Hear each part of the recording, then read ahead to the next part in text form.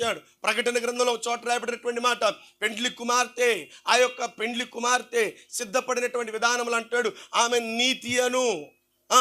నీతి అను వస్త్రమును ధరించుకొని, నీతి క్రియలనే వస్త్రమును ధరించుకొని పెండ్లి కుమార్తె సిద్ధపడింది.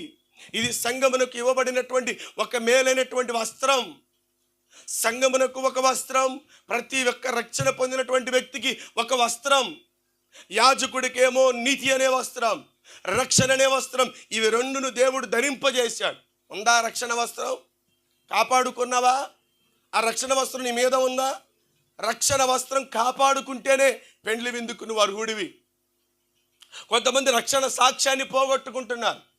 నువ్వు పొందుకున్న బాప్తీసం, నువ్వు పొందుకున్నటువంటి దేవునిలో పొందుకున్న ఆ రక్షణ నువ్వు పోగొట్టుకుంటే పెండ్లి విందుకు నువ్వు పిలవబడతావేమో, కానీ పెండ్లి విందులో నువ్వు కూర్చోవు.